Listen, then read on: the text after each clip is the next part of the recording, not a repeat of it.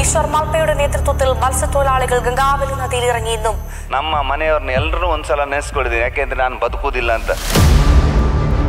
ಯಾಕೆಂದರೆ ಒಂದು CSP ಅವರು, ನೇವಿ ಅವರು, STRF ಅವರು, NDRF ಅವರು ಮತ್ತು ಫೈರ್ ಬ್ರಿಗೇಡ್ ಎಲ್ಲರ ಹತ್ರ ಯಾರಿಗೆ ನೀರಿಗೆ ಇಳಲಿಕ್ಕೆ ಆಗೋದಿಲ್ಲ. ಯಾಕೆಂದರೆ ಅಲ್ಲಿ ನನಗೆ ಕಣ್ಣಿಗೆ ಕಂಡದ್ದು ಅವರ ತಂದೆ ತಾಯಿ, ಅವರ ಮಕ್ಕಳು ಅಳ್ತಾ ಇದ್ರು. ಜುಲೈ 16ರಂದು ನಾಪತ್ತೆಯಾಗಿರುವಂತಹ ಕೇರಳ ಮೂಲದ ಲಾರಿ ಚಾಲಕ ಅರ್ಜುನ್ ಸಮೇತ ಲಾರಿಯು ಸಹಿತ ಇವತ್ತು ಪತ್ತೆಯಾಗಿದೆ. ನನ್ನ ಜೀವಕ್ಕೆ ಏನಾದರೂ ತೊಂದರೆ ಆದರೆ ಅದಕ್ಕೆ ನಾನೇ ಹೊಣೆ ಅಂತೇಳಿ ಲೆಟ್ರಲ್ಲಿ ಬರೆದು 1000 ಬಾಡಿ ಇರ್ತುಂಟು ಆಲ ಕರ್ನಾಟಕದಲ್ಲಿ ಎವಡೆ ಲೆಟರ್ ಇರ್ತಿದ್ದು ನಾನು ಕೇಳಬೋದಿಲ್ಲ. ನಿನ್ಗೆ ಎಷ್ಟು ಕೆಲಸ ಇದೆ ಅಷ್ಟು ಮಾಡಿ ಅಂತ ಹೇಳ್ತಿದ್ರು. ಆವಾಗ ನಮಗೆ ಸಹ ಒಂದು ಬೇಜಾರಂದರೆ ದೇಹಗಳನ್ನು ಬಿಟ್ಟು ಬರಲಿಕ್ಕೆ ಆಗೋದಿಲ್ಲ. ಅವ್ರ ಗಾಡಿ ಇಲ್ಲೇ ಇಲ್ಲ ಅಂತ ಹೇಳಿದ್ದಾರೆ, ನಮ್ಮ ನೀರಿಗೆ ಬೀಳಿಲ್ಲ ಅಂತೇಳಿ. ನಾವೊಂದು ಕ್ಲೂ ಕೊಟ್ಟ ಮೇಲೆ ಆ ಸಿಕ್ಕಿತ್ತಲ್ಲಿ. അർജുനായുള്ള തെരച്ചിലിൽ ജനങ്ങളുടെ ഹൃദയം കവർന്നത് നമ്മുടെ പ്രിയപ്പെട്ട മുങ്ങൽ വിദഗ്ധൻ ഈശ്വർ മാൽപ്പയാണ്. ಆವಾಗ ನಮಗೆ ಇದಕ್ಕೆ ಸಪೋರ್ಟ್ ಮಾಡಿದ್ದು ನಮಗೆ ನಮ್ಮ ಊರಿನವರು ಅಂದರೆ ಕೇರಳದ ಜನಗಳು. ನಮ್ಮಲ್ಲಿ ಜಾಗ ಕೊಡ್ತೀನಿ, ನಿಮಗೆ ಉಳ್ಕೊಳ್ಳಿಕ್ಕೆ ಮನೆ ಮಾಡಿ ಕೊಡ್ತೇವೆ, ಮತ್ತು ನಿಮಗೆ ಉದ್ಯೋಗ ಕೊಡ್ತೇವೆ ಅಂತ ಹೇಳಿದ್ರು. ನಾನು ಹೇಳಿದಿಷ್ಟೇ, ನಾನು ಕನ್ನಡ ನಾಡಲ್ಲಿ ಹುಟ್ಟಿದ್ದೀನಿ, ನಾನು ಕನ್ನಡ ನಾಡು ಹುಟ್ಟಿದವನು, ನಾವು ಕನ್ನಡ ನಾಡಲ್ಲಿ ಮಣ್ಣಾಗಬೇಕು. 15 ವರ್ಷಗಳಿಂದ ಇದೇ ವೃತ್ತಿಯನ್ನಾಗಿಸ್ಕೊಂಡಿದ್ದೀರಾ ಅಂತ. ಕೆಲವರು ಇದು ನೀರಿಗೆ ಬಿದ್ದ ಒಂದು ವಿಷಯ ತೆಗೆಯೋದು ದೊಡ್ಡ ಕೆಲಸ ಅಲ್ಲ ಅಂತ ಹೇಳ್ತಾರೆ. ಈಗ ಒಂದು ದೇಹ ಸಿಗದಿದ್ದರೆ ಅದರ ಕಷ್ಟ ಆ ಮನೆಯವರು ಮಾತ್ರ ಪಡ್ತಾರೆ. ಕೊನೆಯ ಕ್ಷಣದಲ್ಲಾದರೂ ಅವರ ದೇಹ ಒಂದು ಮುಖ ಸಿಗಬೇಕು ನೋಡಲಿಕ್ಕೆ, ಇಲ್ಲಾಂದರೆ ಅದಕ್ಕೆ ಒಂದು ಅಂತಿಮ ಕ್ರಿಯೆ ಆದರೂ ಆಗಬೇಕು. ಯಾಕೆಂದರೆ ಕೆಲವರು ಡಿಕಂಪೋಸ್ ಆದರೆ ಕೆಲವು ದೇಹಗಳು 5-6 ದಿನ ಆಗುತ್ತೆ. ಅದರ ಹತ್ರ ಹೋಗಲಿಕ್ಕೆ ಸಂಬಂಧಿಕರು ಸಹ ಹೋಗ್ಲಿಕ್ಕೆ ಆಗಲ್ಲ. ಅವಾಗ ನನ್ನ ಮಗನ ಸವಿನೆನಪಕ್ಕಂತ ಒಂದು ಇಕೋ ಆಂಬುಲೆನ್ಸ್ ತಂದೆ. ಈಗ ನನ್ನ ಹತ್ರ 3 ಆಂಬುಲೆನ್ಸ್ ಇದೆ. 3 ಆಂಬುಲೆನ್ಸ್ಗೂ ಈಗ ಸರ್ಕಾರದ ನೆರವಿಲ್ಲ. ಅವರಿಗೆ ಏನು ಮಾರೆ ಬಂದ ದುಡ್ಡಲ್ಲೆಲ್ಲ ಮನೆ ಮಾಡಿದ್ರು, ಅದು ಮಾಡಿದ್ರು, ಇದು ಮಾಡಿದ್ರು. ಯಾವ ದೇಹಗಳು ಸಹ ಒಂದು ದೇವರಿಗೆ ಸಮಾನಾಗಿರ್ತದೆ. ಆದರೆ ಇವತ್ತು ನರರೂಪ ಮನುಷ್ಯ ರೂಪದಲ್ಲಿರ್ತಾರೆ, ಅವ್ರನ್ನ ಕಂಡ್ರೆ ಭಯ ಆಗೋದು ನನಗೆ. ದಿನಚರಿ ಹೇಗಿದೆ, ಗ್ರಾಮದೇವರ ಕೈ ಮುಗಿತೀನಿ, ಆ ಗಂಗಾ ಮಾತೆಗೆ ಶರಣ ಹೇಳ್ತೀನಿ. ಆ ತಾಯಿ ಶರಣ ಕೆಳಗೆ ಹೋದಾಗ ಕೇವಲ 10ರಿಂದ 15 ನಿಮಿಷದಲ್ಲಿ ದೇಹಗಳು ಸಿಗ್ತದೆ. 15 ಮೀನ್ ಬಾಕ್ಸಲ್ಲಿ, ಈಗ ನಾವು ಈ ಬಾಕ್ಸಲ್ಲಿ ಇಟ್ಟಿದ್ದೇವಲ್ಲ, ಇಲ್ಲೆಲ್ಲ ಮೀನು ಇಡ್ತಾರೆ, ನಾವು ಆ ಬಾಕ್ಸ್ ಒಳಗೆ ಇಂಥ ಮೂಮೆಂಟನ್ನು ಇಟ್ಟಿದ್ದೇವೆ, ಫುಲ್ಲು ಅಟ್ಟಿ ಹಾಕಿ ಇಟ್ಟಿದ್ದೇವೆ.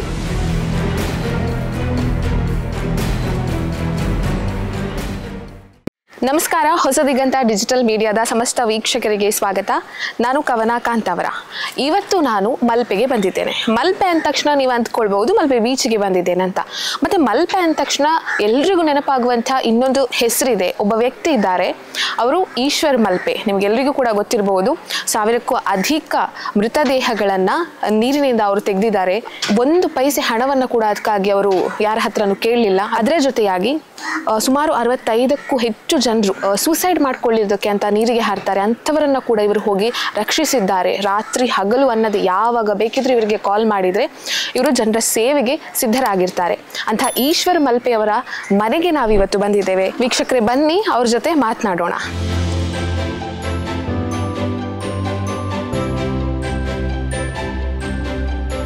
ಸರ್ ನಮಸ್ತೆ.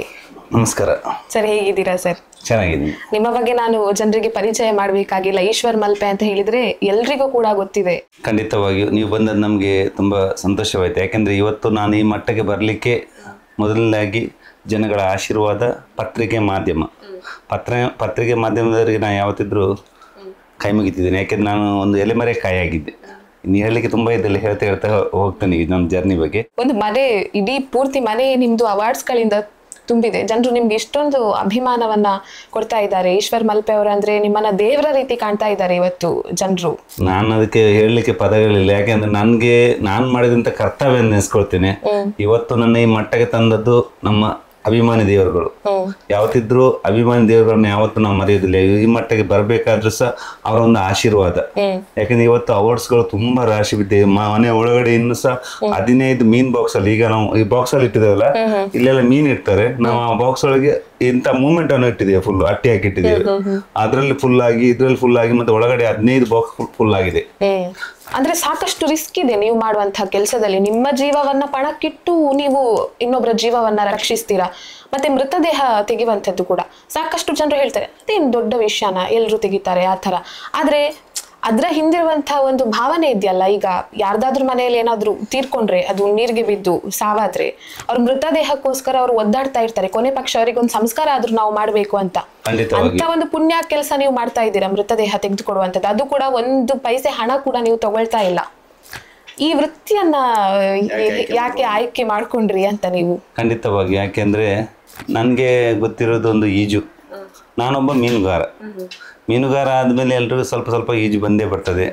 ಮತ್ತು ಧೈರ್ಯ ಸಹ ಹಾಗೆ ಮೀನುಗಾರರಿಗೆ ಸ್ವಲ್ಪ ಈ ಕಡಲಿನ ಅಲೆಗೆ ಬೆಳಿಗ್ಗೆ 4 ಗಂಟೆಗೆ ಹೋಗುವಾಗ ಸಮುದ್ರ ಅಲೆ ಅಂದರೆ ಗೊತ್ತಲ್ಲ ಎಷ್ಟು ಸಮುದ್ರ ಪ್ರಬುದ್ಧ ಆಗಿರ್ತದೆ. ಅಂಥ ಅಲೆಗಳನ್ನು ದಾಟಿಕೊಂಡು ತುಂಬ ಧೈರ್ಯದಿಂದ ಹೋಗ್ತಾರೆ. ಆ ದೇವರು ಗಂಗೆ ಮಾತೆಗೆ ಕೈ ಮುಕ್ಕೊಂಡು ತಮ್ಮ ಹೊಟ್ಟೆಪಾಡಿಗೋಸ್ಕರ ಒಂದು ಸಂಸಾರಕ್ಕೋಸ್ಕರ ದುಡ್ಲಿಕ್ಕೆ ಹೋಗ್ತಾರೆ. ಹೋದಾಗ ಏನಾದರೂ ಆ ಸಮುದ್ರದಲ್ಲಿ ಮೀನು ಹೇರಳವಾಗಿ ಸಿಕ್ಕಿದ್ರೆ ಸಂತೋಷವಾಗ್ತದೆ. ಒಂದೊಂದು ಸಲ ವಾಪಸ್ ಬರ್ತಾರೆ, ಏನೂ ಸಿಗೋದಿಲ್ಲ, ಅವು ದುಃಖ ಆಗ್ತದೆ. ಏನಾದರೂ ಸಮುದ್ರದಲ್ಲಿ ಹೋದಾಗ ಆ ಡಿಜಿಲ್ ವೆಚ್ಚಗೂ ಅವರಿಗೆ ಆಗೋದಿರೋದಿಲ್ಲ. ಅಂಥದ್ರಲ್ಲಿ ನಮ್ಮ ಆ ಕೆಲಸ ವೃತ್ತಿಯನ್ನು ಮಾಡ್ತಿದ್ದವರು ನಾವು. ಇವತ್ತು ನಾನು ಸುಮಾರು ಆ ಕೆಲಸವನ್ನು ಬಿಟ್ಟೀಗ ನಾನು 15 ವರ್ಷದಿಂದ ಬಿಟ್ಟಿದ್ದೀನಿ. ಅದು ಬಿಟ್ಟಿದ್ದೀನಿ ಯಾಕೆಂದ್ರೆ ನಾನು ಸಮಾಜಕ್ಕೆ ಏನಾದರೂ ನನ್ನಿಂದ ಆಗಬೇಕಂತ. ಯಾಕೆಂದ್ರೆ ನನಗೆ ಈಗ ನೀವು ಹೇಳಿದಾಗೆ ಸುಮಾರು ಈಗ ಆಸ್ಪಾಸ್ ಈಗ ನಾನು 1976ನೇ ಇಸ್ವಿಯಲ್ಲಿ ಹುಟ್ಟಿದ್ದು. ಈಗ ವಯಸ್ಸು 49 ವಯಸ್ಸು, 50ಕ್ಕೆ ಕಾಲಿಡ್ತಾ ಉಂಟು. ಆದರೆ ಆ ದೇವರ ಒಂದು ಆರೋಗ್ಯ ಕೊಟ್ಟದ್ದು ದೇವರ ಆಶೀರ್ವಾದ, ಜನಗಳ ಒಂದು ಆಶೀರ್ವಾದ. ಆದರೆ ಇವತ್ತು ನನಗೆ ಆ ಜರ್ನಿಯಲ್ಲಿ 26 ವರ್ಷ ಆಯ್ತು ನಾನು ಮದುವೆ ಆಗಿ. ನನ್ನ ಸಂಸಾರದಲ್ಲಿ 26 ವರ್ಷ ಸಂಸಾರದಲ್ಲಿ ನನಗೆ 3 ಜನ ಮಕ್ಕಳಿದ್ರು. ಆದರೆ ಏನೋ ಗೊತ್ತಿಲ್ಲ, ದೇವಲಿಖಿತ ಏನೋ ಗೊತ್ತಿಲ್ಲ, ನನ್ನ ಹಣೆ ಬರನಂತ ಗೊತ್ತಿಲ್ಲ. ಆದರೆ ಆ ವಿಶೇಷತೆ ಏನಂದರೆ ಆ 26 ವರ್ಷ ಮದುವೆ ಆದರೂ ಸಹ ನನಗೆ ಇವತ್ತಿಗೆ ನನಗೆ 3 ಜನ ಮಕ್ಕಳಿದ್ದಾರೆ. 3 ಜನ ಮಕ್ಕಳಂದರೆ 3 ಜನ ಸಹ ವಿಶೇಷ ಚೇತನ ಮಕ್ಕಳು. ಅದರಲ್ಲೂ ಸಹ 3 ವರ್ಷ ಆಯಿತು ನನ್ನ ಮಗ ಒಬ್ಬ ತೀರಿ ಹೋದ. ಅವನ ಹೆಸರು ನಿರಂಜನ್ ಅಂತ. ಹಾಗೆ ಮತ್ತೆ 2 ಮಕ್ಕಳಿದ್ದಾರೆ, ಕಾರ್ತಿಕ್ ಮತ್ತು ಬ್ರಾಹ್ಮಿ ಅಂತ. ಅವಳಿಗೆ 7 ವರ್ಷ, ಮತ್ತೊಬ್ಬನಿಗೆ 23 ವರ್ಷ. 2 ಮಕ್ಕಳು ಸಹ ಈಗ ತಾಯಿ ಮನೆಗೆ ಹೋಗಿದ್ದಾರೆ, ಬರ್ತಾರೆ 2 ದಿವಸದಲ್ಲಿ. ಹಾಗೆ ನನ್ನ ಜರ್ನಿಗೆ ಹೋಗ್ತಾ ಉಂಟು. ನೀವು ಹೇಳಿದಾಗೆ ಕೆಲವರು ಇದು ನೀರಿಗೆ ಬಿದ್ದ ಒಂದು ವಿಷಯ ತೆಗೆಯೋದು ದೊಡ್ಡ ಕೆಲಸ ಅಲ್ಲ ಅಂತ ಹೇಳ್ತಾರೆ. ಆದರೆ ನನಗೆ ಅವರು ಹೇಳಿದಾಗೆ ಕೆಲವು ಕೆಲಸ ಅಂದರೆ ನನಗೆ ನೀರು ಆಳದಲ್ಲಿ ಈಗ ಒಂದು ದೇಹ ಸಿಗದಿದ್ದರೆ ಅದರ ಕಷ್ಟ ಆ ಮನೆಯವರು ಮಾತ್ರ ಪಡ್ತಾರೆ. ಈಗ ಯಾರದೇ ಮನೆಯಲ್ಲಿ ಒಬ್ಬರು ತಂದೆ ಆಗಲಿ ಮಗ ಆಗಲಿ ಮಗು ಆಗಲಿ ನೀರು ಬಿದ್ದರೆ ಆ ಮನೆಯ ತಂದೆ ತಾಯಿಯವರು ತುಂಬ ದುಃಖ ಪಡ್ತಾರೆ. ಯಾಕೆಂದರೆ ಆ ಮನೆ ಕೊನೆ ಕ್ಷಣದಲ್ಲಾದರೂ ಅವರ ದೇಹ ಒಂದು ಮುಖ ಸಿಗಬೇಕು ನೋಡಲಿಕ್ಕೆ, ಇಲ್ಲಾಂದರೆ ಅದಕ್ಕೆ ಒಂದು ಅಂತಿಮ ಕ್ರಿಯೆ ಆದರೂ ಆಗಬೇಕು, ವಿಧಿವಿಧಾನ ಆಗಬೇಕು, ಆ ರೀತಿ ಆಗಬೇಕು. ಕೆಲವರು ಹೇಳ್ಬೋದು ಆ ತೆಗೆಯೋದು ಎಲ್ಲರೂ ನಾವು ತೆಗಿತೀವಿ ಅಂತ. ಆ ತೆಗೆಯುವ ಮಟ್ಟನೇ ಬೇರೆ. ಕೆಲವು ದೇಹಗಳು ಕೊರತಿರ್ತದೆ, ಯಾಕೆಂದರೆ ಕೆಲವು ಡಿಕಂಪೋಸ್ ಆದರೆ ಕೆಲವು ದೇಹಗಳು 5-6 ದಿನ ಆಗ್ತದೆ. ಅದರ ಹತ್ರ ಹೋಗ್ಲಿಕ್ಕೆ ಸಂಬಂಧಿಕರು ಸಹ ಹೋಗ್ಲಿಕ್ಕೆ ಆಗಲ್ಲ, ಅಷ್ಟು ಡಿಕಂಪೋಸ್ ಆಗಿರ್ತದೆ. ಆವಾಗ ನಾವು ನನಗೇನೋ ಗೊತ್ತಿಲ್ಲ, ದೇವರ ಆಶೀರ್ವಾದ ಇರ್ಬೋದು, ಜನಗಳ ಆಶೀರ್ವಾದ ಇರ್ಬೋದು, ಅದರಿಂದ ಅದರ ಹತ್ರ ಹೋಗಿ ಅದನ್ನು ತೆಗೆದು ಆ ಮನೆಗೆ ಮುಟ್ಟಿಸುವ ಕೆಲಸವನ್ನು ಖಂಡಿತವಾಗಿ ಮಾಡ್ತೇನೆ ನಾನು. ನೀವು ಹೇಳಿದ್ರಿ ನೀವು ಆ ಕೆಲಸ ಬಿಟ್ಟಾದ್ಮೇಲೆ ಒಂದು 15 ವರ್ಷಗಳಿಂದ ಇದೇ ವೃತ್ತಿಯನ್ನಾಗಿಸ್ಕೊಂಡಿದ್ದೀರಾ ಅಂತ. ನಿಮ್ಮ ಮನೆ ಹೇಗೆ ನಡೆಸ್ತೀರಾ? ಖಂಡಿತವಾಗಿ ನೀವು ಹೇಳಿದಾಗೆ ನಾನು ಆ ವೃತ್ತಿ ಬಿಟ್ಟಾಗ ನಾನೇನು ಮಾಡಿದ್ದೀನಿ, ನನಗೆ ಒಂದು ವಾಟರ್ ಸಪ್ಲೈ ಗಾಡಿ ಇದೆ. ಬೋಟಿಗೆ ನೀರು ಹಾಕೋದು 2 ಟ್ಯಾಂಕರ್ ವಾಟರ್ ಸಪ್ಲೈ ಟ್ಯಾಂಕರ್ ಇದೆ. ಆ ವಾಟರ್ ಸಪ್ಲೈ ಟ್ಯಾಂಕರ್ ನೀರು ಹಾಕಿದಾಗ ಅದರಲ್ಲಿ ಬರುವ ಆದಾಯ ಅದರಲ್ಲಿ ಸಹ 100ರಲ್ಲಿ ಒಂದು 20% ನಾನು ನನ್ನ ಆಂಬುಲೆನ್ಸ್ ಸೇವೆಗೆ ಅಂತ ಇಟ್ಟಿದ್ದೀನಿ ಈಗ. ಮತ್ತು 80% ನನ್ನ ಸಂಸಾರಕ್ಕೋಸ್ಕರ ಇಟ್ಟಿದ್ದೀನಿ. ಯಾಕೆಂದರೆ ನನಗೆ ಸಹ ಇಲ್ಲಿ ಈಗ ಫಸ್ಟ್ನೇ ವರ್ಷ ಒಂದು ಆಂಬುಲೆನ್ಸ್ ಮಾಡಬೇಕಂತ ಆಸೆ ಇತ್ತು. ಆವಾಗ ನನ್ನ ಮಗನ ಸವಿನೆನಪಕ್ಕಂತ ಒಂದು ಇಕೋ ಆಂಬುಲೆನ್ಸ್ ತಂದೆ. ಆಮೇಲೆ ನನಗೆ ಸರ್ಕಾರದ ಒಂದು ದೊಡ್ಡ ಆಂಬುಲೆನ್ಸ್ ಕೊಟ್ಟರು, ಸ್ವಲ್ಪ ಹಳೇದಾಗಿದೆ ಅದು. ಆಮೇಲೆ ಮತ್ತೊಂದು ಆಂಬುಲೆನ್ಸ್ ಚಿಕ್ಕದೊಂದು ಆಂಬುಲೆನ್ಸ್ ತಂದೆ, ಯಾವುದು ಓಮಿನಿ ಆಂಬುಲೆನ್ಸ್. ಈಗ ನನ್ನ ಹತ್ರ 3 ಆಂಬುಲೆನ್ಸ್ ಇದೆ. 3 ಆಂಬುಲೆನ್ಸ್ಗೂ ಈಗ ಸರ್ಕಾರದ ನೆರವಿಲ್ಲ, ಯಾರು ಕೊಡೋದಿಲ್ಲ. ಯಾಕೆಂದರೆ ನಾನು ಸರ್ಕಾರದಿಂದ ಕೇಳಲಿಕ್ಕೆ ಹೋಗಿಲ್ಲ. ನಾನು ಏನು ದುಡ್ದಿದ್ದೆ ಅದಕ್ಕೆ ಆಗ್ತೀನಿ. ಅದಲ್ಲ ನನಗೀಗ ಕೆಲವು ಕಡೆ ತುಂಬ ಕಡೆ ಸನ್ಮಾನ ಕಾರ್ಯಕ್ರಮ ಎಲ್ಲ ಆಗ್ತದೆ. ಸುಮಾರು 1000ಕ್ಕೂ ಮೇಲೆ ಕಡೆ ಜಾಸ್ತಿ ಸನ್ಮಾನ ಆಗಿದೆ. ಸನ್ಮಾನ ಆದಾಗ ಅಲ್ಲಿ ಕೆಲವು ಕಡೆ ನನಗೆ ಇದೇ ಥರ ಇದೆಲ್ಲ ಆಗ್ತಾರೆ. ಕೆಲವು ಕಡೆ ಏನು ಗೌರವಧನ ಕೊಡೋದಿಲ್ಲ. ಆ ಗೌರವಧನ ಕೊಟ್ಟಲ್ಲಿ ಅದನ್ನು ನಾನು ನನ್ನ ಆಂಬುಲೆನ್ಸ್ಗೆ ಉಪಯೋಗ ಮಾಡ್ತೀನಿ. ನನ್ನ ಮಕ್ಕಳಿಗೋಸ್ಕರ ಉಪಯೋಗ ಮಾಡಲಿ. ಯಾರಾದರೂ ಕೊಟ್ಟ ಹಣ ಸಹ ನಾನು ಆಂಬುಲೆನ್ಸ್ಗೆ 3 ಆಂಬುಲೆನ್ಸಿಗೆ ನಡೆಸ್ತಾ ಇದ್ದೀನಿ ನಾನು ಅದರದ್ದು. ನೀವು ಹೇಳಿದ್ರಿ ಹಣ ಕೊಡ್ತಾರೆ. ಕೆಲವರು ಹೇಳ್ತಾರೆ ಈಗ ಒಂದು ಒಳ್ಳೆ ಕೆಲಸ ಮಾಡುವವರಿಗೆ ಸಾಕಷ್ಟು ಟೀಕೆ ಮಾಡ್ತಾರೆ, ಏನಾದರೂ ಕೊಂಕು ಮಾತಾಡುವಂಥದ್ದು ಇದ್ದೇ ಇದೆ. ಅವ್ರಿಗೇನು ಬಂದ ದುಡ್ಡಲ್ಲೆಲ್ಲ ಮನೆ ಮಾಡಿದ್ರು, ಅದು ಮಾಡಿದ್ರು, ಇದು ಮಾಡಿದ್ರು ಅಂತ. ಆದ್ರೆ ನಿಮ್ಮ ಮನೆ ನೋಡ್ಬೇಕಾದ್ರೆ ಗೊತ್ತಾಗ್ತಿದೆ ಸರ್, ಎಷ್ಟರ ಮಟ್ಟಿಗೆ ನೀವು ಬಂದ ದುಡ್ಡನ್ನ ವ್ಯಯಿಸ್ಲಿಲ್ಲ ಮನೆಗೂ ಕೂಡ, ಕೇವಲ ಆಂಬ್ಯುಲೆನ್ಸ್ಗಾಗಿ ಜನರ ಸೇವೆಗಾಗಿ ಯೂಸ್ ಮಾಡ್ತಾ ಇದ್ದೀರಾ ಅಂತ. ಖಂಡಿತವಾಗಿ ನೀವು ಒಳಗೆ ಬಂದು ನೋಡ್ಬೋದು. ಇಲ್ಲಿ ಮಾತ್ರ ನಾವು ಶೀಟ್ ಆಗಿದೆ. ಯಾಕೆಂದ್ರೆ ನನ್ನ ಮಗು ಇಲ್ಲಿ ಮಲಗಿದಾಗ ಕಣ್ಣಿಗೆ ಮೇಲಿನ ಅಂಚು ಒಳಗೆ ಬಂದು ನೋಡ್ಬೋದು. ಎಲ್ಲ ಹಂಚಿನ ಮಾಡಿ ನಂದು. ಧೂಳು ಮಗುನ ಕಣ್ಣಿಗೆ ಬಿದ್ದಾಗ ಇದ್ದೇನೆ, ಇಲ್ಲ ಸ್ಥಳೀಯರಿದ್ದು ನನಗೆ ಹೆಲ್ಪ್ ಮಾಡಿ ಕೊಟ್ಟಿದ್ದಾರೆ. ಈ ನೆಲದಲ್ಲಿ ಮಲಗಲಿಕ್ಕೆ ನಮ್ಮ ಸಿಮೆಂಟ್ ನೆಲ ಆ ಕಡೆ ಎಲ್ಲ, ಆ ಮಗು ರೀಸಸ್ ಎಲ್ಲ ಮಾಡಿದರೆ ತುಂಬ ಕಷ್ಟ ಆಗ್ತದೆ. ಅದಕ್ಕೋಸ್ಕರ ಇದನ್ನು ಹಾಕ್ಸಿದ್ದೇವೆ ಅಷ್ಟೇ. ನನಗೆ ಈಗ ನಾನು ದುಡ್ಡು ಬಂದ ಹಣದಲ್ಲಿ ನಾನೀಗ ಮನೆ, ನನ್ನ ಸಂಸಾರ ಮತ್ತು ನನ್ನ 3 ಆಂಬುಲೆನ್ಸ್ಗಳು ನಡೀತಾ ಇದೆ. ಆ ಹಣ ಅದಕ್ಕಾಗ್ತದೆ. ಎಲ್ಲರೂ ಕಾಲು ಎಳೆಯವರು ಕಾಲು ಎಳಿತಾ ಇರ್ತಾರೆ, ಆದರೆ ಅವ್ರು ಹೇಳಿದಂತ ನಾನು ಮೇಲ್ಮೇಲೆ ಹೋಗಬೇಕು, ಕೆಳಗೆ ಬೀಳಬಾರ್ದು ಅಂತ ದೊಡ್ಡವರು ಹೇಳಿದ ಮಾತಿದೆ. ಅದೇ ರೀತಿ ಇವತ್ತು ನನಗೆ ಯಾರೆಂತ ಹೇಳಿದ್ರು ಸಹ ನಾನು ದೇವ್ರ ದಯದಂಗೆ ಚೆನ್ನಾಗಿದ್ದೆ, ನನಗೇನು ಅಂತ ಏನು ಕಷ್ಟ ಬರಲಿಲ್ಲ ಅಂತ ಹೇಳ್ಬೋದು. ನಿಮ್ಮ ಮಕ್ಕಳಿಗೆ ಹೇಗೆ ಸರ್ ಆ ರೀತಿ ಆಯಿತು ಅಂತ? ಯಾಕೆಂದ್ರೆ ನನಗೆ ನನ್ನ ಮದುವೆ ಅಂದರೆ ನಮ್ಮ ರಿಲೇಷನಲ್ಲಿ ಮದುವೆ ಆಗಿದ್ದು. ನನ್ನ ತಂದೆಯ ತಂಗಿಯ ಮಗಳು ರಿಲೇಷನ್. ನಾವು ಜೆನೆಟಿಕ್ ಟೆಸ್ಟ್ ಮಾಡಿದಾಗ ಈ ರೀತಿ ಆಗಿದೆ ಅಂತ ಹೇಳಿದರು. ಅದಕ್ಕೆ ನಾವು ಆಮೇಲೆ ನಮಗೆ ಸಹ 3 ಮಕ್ಕಳು ಆಗಿ ಆಯಿತು. ಅದಕ್ಕೆ ನಾವು ಸಹ ದೇವರು ಕೊಟ್ಟದಂತೆ ಈಗ ನಾವು ಸುಮ್ಮನೆ ಇದ್ದೀವಿ. ಆದರೆ ಇನ್ನೂ ಸಹ ನನ್ನ ಮಗಳು ಈಗ ಹುಷಾರಾಗ್ತಾ ಇದ್ದಾಳೆ, ಒಬ್ಬಳು ಬ್ರಾಹ್ಮಿ ಅಂತ. ಯಾಕೆಂದ್ರೆ ನಿಮಗೆ ನಾವು ಗೊತ್ತಿದ್ದಾಗೆ ಶಿರೂರು ಗುಡ್ಡ ಕುಸಿತ ಆಯಿತು. ಆ ಟೈಮ್ನಲ್ಲಿ ಶಿರೂರು ಗುಡ್ಡ ಕುಸಿತ ಆದ ಸಂದರ್ಭದಲ್ಲಿ ಅಲ್ಲಿ ಯಾರೂ ಆ ನೀರಿಗೆ ಇಳಿಲಿಕ್ಕೆ ಗಂಗಾವಳಿಗೆ ಹೋಗ್ಲಿಕ್ಕೆ ಆಗಿಲ್ಲ. ಆವಾಗ ನಾನೇನು ಮಾಡಿದೆ, ನಮ್ಮ ಟೀಮ್ನ ಜೊತೆಗೆ ನಾವು ಮಡಿಕೇರಿಯಿಂದ ಕುಶಾಲನಗರ ಹತ್ರ ಒಂದು ದೇಹ ತೆಗಿಲಿಕ್ಕೆ ಹೋಗಿದ್ದೀವಿ. ನಮಗೆ ಅಲ್ಲಿಂದ ಕಾಲ್ ಬರ್ತದೆ, SP ಅವರಿಂದ DSP ಅವರಿಂದ ಫೋನ್ ಬರ್ತದೆ, ನೀವೊಂದು ಅಲ್ಲಿ ಬರಬೇಕಂತ. ಆವಾಗ ನಾವು ನಮ್ಮ ತಂಡದೊಟ್ಟಿಗೆ ನಾನು ಸೀದಾ ಅಲ್ಲಿಗೆ ಹೋಗ್ತೀನಿ. ಇಲ್ಲಿಗೆ ಶಿರೂರು ಹೋಗ್ತೀನಿ ಗುಡ್ಡ ಕುಸಿತ ಆದಾಗ. ಅಲ್ಲಿ 3 ಜನ ಅಲ್ಲಿ ಅಂದರೆ ಜಗನ್ನಾಥ್ ಮತ್ತು ಲೋಕೇಶ್ ಮತ್ತು ಅರ್ಜುನ್ ಅಂದರೆ ಕೇರಳದ ಟ್ರಕ್ ಡ್ರೈವರ್. ಅವರ ದೇಹ ಸಿಗದೆ ಇಡೀ ತಂಡ ಅಲ್ಲಿ ಬೀಡುಬಿಟ್ಟಿದೆ.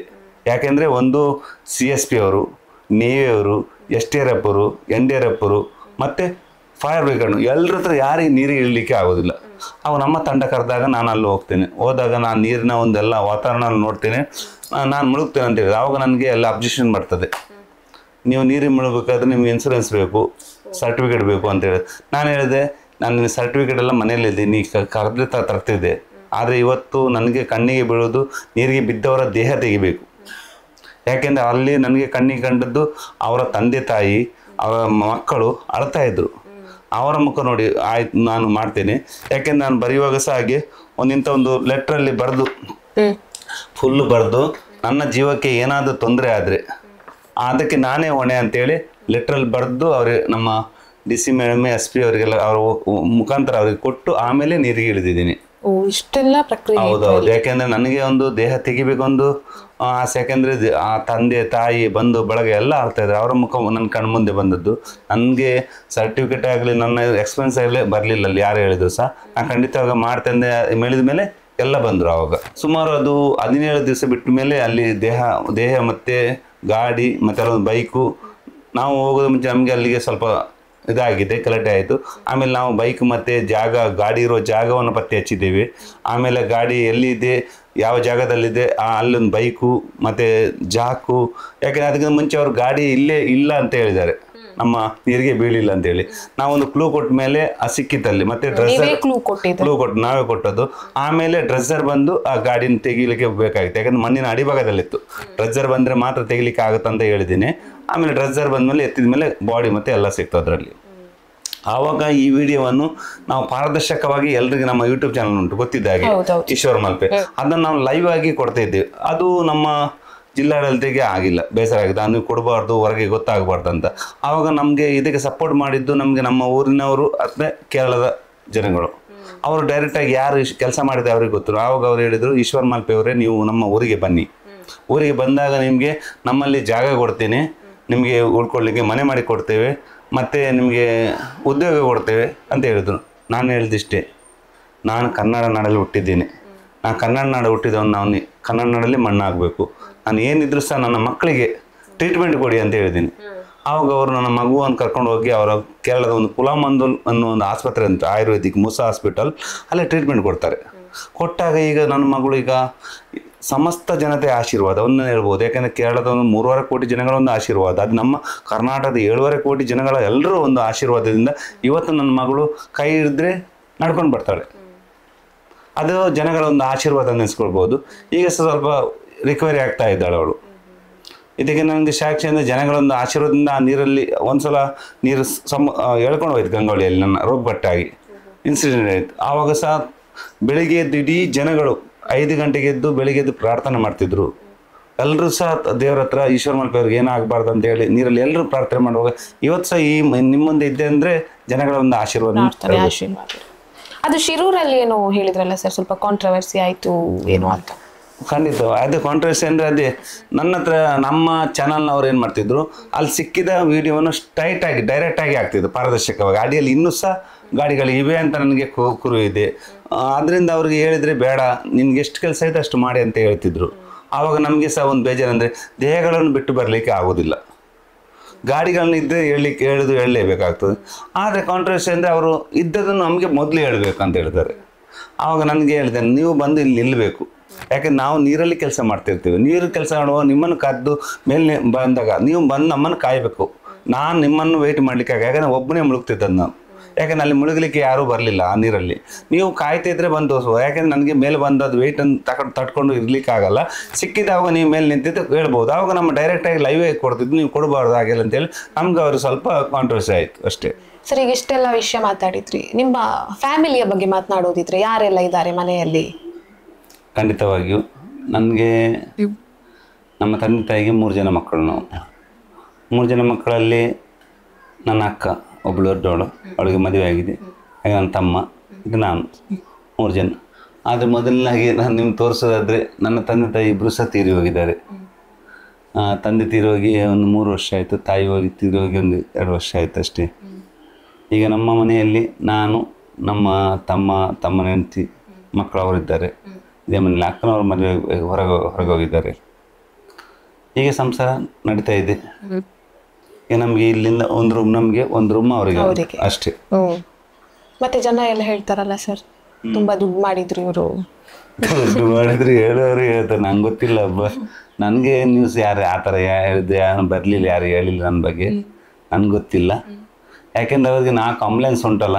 ಹೌದೌದು, 4 ಆಂಬುಲೆನ್ಸು ಗಾಡಿಯಲ್ಲಿರುವಾಗ ತುಂಬ ದುಡ್ಡು ಮಾಡಿದ್ದಾರೆ. ಆದರೆ 4 ಆಂಬುಲೆನ್ಸ್ ನನಗೇನು ಗೊತ್ತಾ, ದುಡ್ಡು ಮಾಡಿ ಬೇರೆ ಮನೆ ಕೂತ್ಕೊಳ್ಬೋದಿತ್ತು. ಈಗ ಸಹ ನಾನು ಒಂದು ವೆಂಟಿಲೇಷನ್ ಆಂಬುಲೆನ್ಸ್ ತಗೊಂಡಿದ್ದೇನೆ.